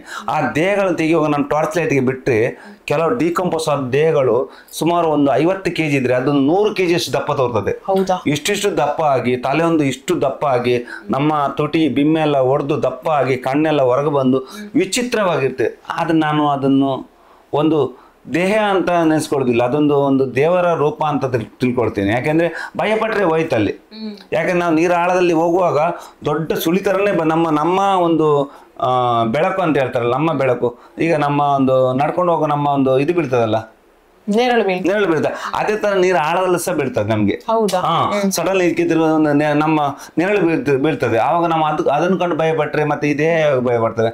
ಅದೇ ರೀತಿ ನಾನು ನೀರು ಅಡಿಯಲ್ಲಿ ಟಾರ್ಚ್ ಸುತ್ತು ಬರುವಾಗ ಹುಡ್ಕೊಂಡು ಹೋಗುವಾಗ ಅಡಿಯಲ್ಲಿ ಆ ದೇಹಗಳು ಸಿಗ್ತದೆ. ಆವಾಗ ನಾನು ಭಯ ಪಡೋದಿಲ್ಲ. ಆವಾಗ ನಾನು ದೇವರಿಗೆ ಪ್ರಾರ್ಥನೆ ಮಾಡ್ತೇವೆ, ದೇವರೇ ಒಳ್ಳೇದಾಗಲಿ, ಆ ಮನೆಗೊಂದು ಆ ದೇಹಕ್ಕೊಂದು ಸದ್ಗತಿ ಆಗಲಿ, ಆ ಮನೆಯವರು ದುಃಖ ಸಹಿಸಿಕೊಳ್ಳೋ ಶಕ್ತಿ ಕೊಡಲಿ ಅಂತ ನೀರು ಆಳದಲ್ಲಿ ನಾನೊಂದು ಪ್ರಾರ್ಥನೆ ಮಾಡ್ಕೊಳ್ತೀನಿ. ಆವಾಗ ನೀರು ಆಳದಲ್ಲಿ ಹೋಗಿ ಆ ದೇಹದ ಒಂದು ಕಾಲನ್ನು ಹಿಡ್ಕೊಂಡು ಮೇಲೆ ತಗೊಂಡು ಬರ್ತೀನಿ. ಕಾಲು ಹಿಡ್ಕೊಂಡು ಹೆಚ್ಚಿಗೆ ನಾನು ಅದರ ಕಾಲನ್ನೇ ಹಿಡ್ಕೊಂಡು ಬರೋದು. ಯಾಕಂದ್ರೆ ಕೈಯಲ್ಲಿ ಹಿಡ್ಕೊಂಡು ಬಂದ್ರೆ ಮೈ ಎಲ್ಲ ತುಂಬಾ ಕಷ್ಟ ಆಗ್ತದೆ ನಮ್ಗೆ ಈಜಾಡ್ಲಿಕ್ಕೆ, ಆಳದ ಮೇಲೆ ಬರ್ಲಿಕ್ಕೆ. ಅದರ ಕಾಲನ್ನು ಹಿಡ್ಕೊಂಡು ಮೇಲೆ ಬರ್ತೀನಿ. ಈಗ ನಮ್ಮ ಮನುಷ್ಯರನ್ನು ಮುಟ್ಟಿದ್ರೆ ಈ ತರ ಸ್ಪರ್ಶ ಆಗ್ತದೆ. ಖಂಡಿತವಾಗಿ ಡೆಡ್ ಬಾಡಿಯನ್ನು ಮುಟ್ಟಿದ್ರೆ ಯಾವ ತರ ಫೀಲ್ ಆಗ್ತದೆ? ನೀವು ಹೇಳ್ದಂಗೆ ಏನ್ ಗೊತ್ತಾ, ಒಂದಿನ ದೇಹ ಆದ್ರೂ ಮುಟ್ಟಬಹುದು, 2, 3, 4, 5 ದಿನ ಆದ ದೇಹಗಳನ್ನ ಮುಟ್ಲಿಕ್ಕೆ ಆಗೋದಿಲ್ಲ. ತುಂಬಾ ಸೆನ್ಸಿಟಿವ್ ಅಂದ್ರೆ ಈಗ ಮುಟ್ಟಿದ್ರೆ ಡೈರೆಕ್ಟ್ ಅವರ ಎಲ್ಬಿಗೆ ಕೈ ಹೋಗ್ತದೆ, ಎಲ್ಬನ್ನು ಹಿಡಿದು ಬಿಡ್ತದೆ. ಯಾಕೆಂದ್ರೆ ನಾನು ಸಾಕ್ಸ್ ಎಲ್ಲ ಹಾಕೋದಿಲ್ಲ ಕೈಗೆಲ್ಲ. ಯಾಕೆಂದ್ರೆ ಹೇಳ್ತಾರೆ ಸಾಕ್ಸ್ ಹಾಕಬೇಕು, ಆರೋಗ್ಯ ಹಾಳಾಗ್ತದೆ ಅಂತ. ಖಂಡಿತವಾಗಿ ಹೇಳುವವರು ದೊಡ್ಡವರು ಹೇಳ್ತಾರೆ, ಖಂಡಿತ ಆರೋಗ್ಯ ಹಾಳಾಗ್ತದೆ. ಆದ್ರೂ ಸಹ ನನಗೆ ಅಲ್ಲಿ ಪರ್ಶಜ್ಞಾನದಲ್ಲಿ ನಾನು ರಾತ್ರಿ ಮುಟ್ಟುವುದು. ಯಾಕೆಂದ್ರೆ ದೇಹಗಳು ಒಂದೊಂದ್ಸಲ ಲೈಟ್ ಸಿಗದಿದ್ರೆ ಕೈಯಲ್ಲಿ ಮುಟ್ತಾ ಹೋಗ್ತೀನಿ, ಕಾಣೋದಿಲ್ಲ ಹೆಚ್ಚಿಗೆ. ಆವಾಗ ಮುಟ್ಟುವಾಗ ಇದು ದೇಹ ಅಂತ ಗೊತ್ತಾಗ್ತದೆ. ಎಷ್ಟೋ ಸಲ ನಾನು ಹೋಗಿ ಆ ದೇಹಕ್ಕೆ ಹೋಗಿ ಡಿಕ್ಕಿ ಹೊಡ್ತದುಂಟು. ಒಂದ್ಸಲ ಹೋಗಿ ಆವಾಗ ನಮ್ಗೆ ಜುಮ್ ಅಂತ ಒಂದ್ಸಲ ಏನೋ ತಾಗಿತ ಅಂತ ಹೇಳಿ ಆವಾಗ ಗೊತ್ತಾಯ್ತು ಇದು ದೇಹ ಅಂತ ಹೇಳಿ. ಆಮೇಲೆ ಆ ದೇಹನ ಮುಟ್ಟಿ ಅದರ ತಿರುಗಿಸಿ ಅದರ ಕಾಲನ್ನು ತಗೊಳ್ಳಿ. ಯಾಕಂದ್ರೆ ನೀರು ಆಳದಲ್ಲಿ ಸಹ ಮೊಸಳೆಗಳಿರ್ಬೋದು, ಅದಕ್ಕೆ ಡಿಕ್ಕಿ ಹೊಡ್ತೀನಿ ಅಂತ ಒಂದು ಭಯ ಇರ್ತದೆ ಅಷ್ಟೇ. ಮತ್ತೆ ಮನುಷ್ಯ ಇದು ದೇಹಗಳಿಂದ ಭಯ ಇರೋದಿಲ್ಲ. ಅದರ ಯಾವುದಕ್ಕೂ ಡಿಕ್ಕಿ ಹೊಡ್ತೇವೆ ಅಂತ ಆ ಥರ ಆಗೋದುಂಟು. ಆದರೆ ದೇಹಗಳು ಇರುವಾಗ ಅದರ ಎಲುಬುಗಳು ಒಂದೊಂದ್ಸಲ ಕೈಯಲ್ಲಿ ಬಂದು ಸೆಟ್ ಆಗ್ತದೆ ನಮಗೆ. ಆವಾಗ ಅದನ್ನು ಹಿಡ್ಕೊಂಡು ನಾನು ಮೇಲೆ ಬರ್ತೀನಿ. ಮತ್ತೆ ಆ ದೇಹ ಅದು ಹೇಳಿದ್ರಿ ಎಲುಬಿಗೆ ಟಚ್ ಆಗ್ತದೆ, ಮತ್ತೆ ಚರ್ಮ ಎಲ್ಲ ಕೆಲವೊಂದ್ಸಲ ಎಲ್ಲ ಚರ್ಮ ಎಲ್ಲ ಕೆಲವ್ರದ್ದು ಚರ್ಮ 3-4 ದಿನ ಆದ್ಮೇಲೆ ಚರ್ಮ ಕಿತ್ತು ನಾವು ಶೂಗೆ ಸಾಕ್ಸ್ ಆಗ್ತಿಲ್ಲ ಅದೇ ತರ ಕಿತ್ಕೊಂಡು ಬರ್ತದೆ. ಆ ತರ ಆಗಿದ್ದು ಉಂಟು ಕೈಯಲ್ಲಿ ಜಾರ್ಕೊಂಡು. ಅದಕ್ಕೋಸ್ಕರ ನಾನು ಎಲ್ಬನ್ನು ಇಟ್ಕೊಂಡ ಮೇಲೆ ಗಟ್ಟಿಯಾಗಿ ಇಟ್ಕೊಂಡು ಸಾಕೊಂಡು ಕಾಲಲ್ಲಿ ಯಾವ್ದು ಕಾಲದ ಮೂಳೆಲ್ಲ ಸ್ವಲ್ಪ ಗಟ್ಟಿ ಇರ್ತದೆ, ಅದು ಕಟ್ಟಾಗೋದಿಲ್ಲ. ಅದರಿಂದ ಆ ತಿರುಗಿಸಿ ಉಲ್ಟ ತಗೊಂಡು ಬರ್ತೀನಿ ಯಾವಾಗಾದ್ರೂ ಸಹ. ಸುಮಾರು 4 ದಿನದ್ದು 5 ದಿನದ್ದು ಕೆಲವು 8 ದಿನ ಕೊಡ್ತದ್ದು ಅಡಿಯಲ್ಲಿ ಸಿಕ್ಕಾಕೊಳ್ತದೆ. ಯಾಕಂದರೆ ನೀರ ಆಳದಲ್ಲಿ ಕಲ್ಲು ಬಂಡೆ ಒಳಗಡೆ ಸಿಕ್ಕಾಕೊಂಡಿರುತ್ತೆ, ಕೆಲವು ಮರದ ಪೊಟರೆ ಒಳಗೆ ಸಿಕ್ಕಾಕೊಳ್ತದೆ. ಅಂಥದ್ದು ದೇಹ ತೆಗೆಯುವ ನೀರ ಆಳದಲ್ಲಿ ತುಂಬ ಕಷ್ಟ ಆಗ್ತದೆ ತೆಗಿಲಿಕ್ಕೆಲ್ಲ. ಕೈಯಲ್ಲೆಲ್ಲ ಮತ್ತೆ ಆ ಎಣ್ಣೆ ಜಿಡ್ಡು ಪಸೆ ಅಂದರೆ ಒಂದು ದೇಹದಲ್ಲಿ ಕೊಬ್ಬಿನ ಅಂಶ ಜಾಸ್ತಿ ಇರ್ತದೆ. ಆವಾಗ ಆ ಕೊಬ್ಬಿನ ಅಂಶಗಳು ನಮ್ಮ ಮೈಗೆಲ್ಲ ಅಂಟಿರ್ತದೆ. ನಾನು ಮನೆಗೆ ಬಂದು ಸ್ನಾನ ಮಾಡ್ತೇನೆ ಅಷ್ಟೇ, ಮತ್ತೆ ಏನು ಮಾಡೋದಿಲ್ಲ. ತುಂಬ ಜನ ಕೇಳ್ತಾರೆ ಕೆಲವರು, ನೀವು ದೇಹ ತೆಗೆದ ಮೇಲೆ 1-2 ದಿನ ಸಹ ಮತ್ತೆ ಹೋಗಬಾರ್ದು, ಮತ್ತೆ ಅರಸಿನ ನೀರಲ್ಲಿ ಸ್ನಾನ ಮಾಡಬೇಕು, ತುಂಬ ಎಲ್ಲ ಹೇಳ್ತಾರೆ. ಆದರೆ ನಾನು ಬಂದಾಗ ಮನೆಗೆ ಒಂದು ಬಿಸಿನೀರಲ್ಲಿ ಸ್ನಾನ ಮಾಡ್ತೇನೆ ಅಷ್ಟೇ. ಮತ್ತೆ ಏನು ಅಷ್ಟೇ, ಇಷ್ಟು ನನಗೆ ಆರೋಗ್ಯ ಕೊಟ್ಟಿದ್ದಾನೆ ದೇವರು. ಈಗ ನೀವು ಸಾಕಷ್ಟು ಮೃತದೇಹಗಳನ್ನೆಲ್ಲ ತೆಗೆದಿದ್ದೀರಾ ಸರ್, ಅಂದರೆ ನಿಮ್ಗೆ ಯಾವತ್ತಾದರೂ ತುಂಬ ಬೇಸರ ಆದಂಥ ಇನ್ಸಿಡೆಂಟ್ ಏನಾದರೂ ನಡೆದಿದೆಯಾ? ಅವ್ರು ಬಚಾವ್ ಮಾಡುವಾಗ ಇಬ್ಬರನ್ನು ದೊಡ್ತಾರೆ, ನೀವು ಹೋಗಿ ಅಂತ ತರ್ತಾರೆ. ಆವಾಗ ಅವ್ರ ಕಾಲಿಗೆ ಆ ತೆಪ್ಪದ ಒಳಗೆ ಇರುವ ಬಲೆ ಸಿಕ್ಕಾಕೊಳ್ತದೆ. ಅದಕ್ಕೆ ಕೂತ್ಕೊಂಡು 1 ನಿಮಿಷ ದೇಹ ಕಟ್ಟೋದಕ್ಕೆ ಮುಂಚೆನೇ ಆ ದೇಹಕ್ಕೆ ಕೈ ಮುಗಿದು ಆಮೇಲೆ ಮೇಲೆ ತರ್ತೇನೆ. ಅಂಥದ್ದೆಲ್ಲ ಇನ್ಸಿಡೆಂಟ್ ಅಂದರೆ ಈ ಮಕ್ಕಳನ್ನು ತೆಗೆಯುವಾಗ ಮತ್ತೆ ಬೇರೆ ಬೇಜಾರಾಗ್ತದೆ. ಬಾಡು ಊಟ ಅಲ್ಲಿ ಹೊಳೆ ಊಟ ಅಂತೆ, ಊಟ ಮಾಡುವಂತ ಹೋದವರು ಆ ಕಡೆ ಅಲ್ಲಿ ಊಟ ಮಾಡ್ಕೊಂಡು ಈಚೆ ಬರುವಾಗ ತೆಪ್ಪ ಮಗಚಿಕೊಂಡು 3 ಜನ ಸಹ ನೀರಿಗೆ ಬೀಳ್ತಾರೆ. ಒಂದೇ ಸಲ ಒಂದೇ ಹಗ್ಗದಲ್ಲಿ 2 ದೇಹಗಳು ಕಟ್ಟಿದೆ, ಬೇಗ ಸಿಗಲಿ ಅಂತೇಳಿ. ಅಡಿಗೆ ಹೋದಾಗ 3 ದೇಹಗಳು ಸಿಕ್ಕಿತ್ತು. ಸೂಸೈಡ್ ಮಾಡ್ಕೊಳ್ಳಿಕ್ಕೆ ಅಂತ ಹೋಗಿರ್ತಾರೆ ಸರ್, ಅಂಥವ್ರನ್ನ ರಕ್ಷಿಸಿದ್ದೀರಾ ನೀವು? ನಮ್ಮ ಬೆಂಗಳೂರು ಹೆಸರುಘಟ್ಟ ಕೆರೆಯಲ್ಲಿ ಒಂದು ತಾಯಿ ಮಗಳು ಬಿದ್ದಿದ್ರು ಅಂತ ಹೇಳ್ತಾರೆ. ಅಲ್ಲೊಂದು ಬಳ್ಳಿಗೆ ಆ ತಾಯಿ ಮತ್ತೆ ಆ ತಾಯಿಯ ಮಗು ತನ್ನ ಸೊಂಟದಲ್ಲಿ ಕಟ್ಕೊಂಡಿದ್ದಾಳೆ. ತಾಯಿ ಮತ್ತೆ ಮಗಳ ಮಾತುಕತೆ ಅಷ್ಟೇ. ಮೈಸೂರಿಗೆ ಬಸ್ ಹತ್ತಿದವಳು ರಿಟರ್ನ್ ಬಂದು ಅದೇ ಕುಣಿಗಲ ಕೆರೆಗೆ ಬಿದ್ದು ನಮ್ಗೆ ಗಾಯ ಆದರೆ ಗುಣಪಡಿಸುವುದು, ಅದು ಜೀವ ಹೋದ್ರೆ ಮತ್ತೊಂದ್ಸಲ ಬರಲ್ಲ.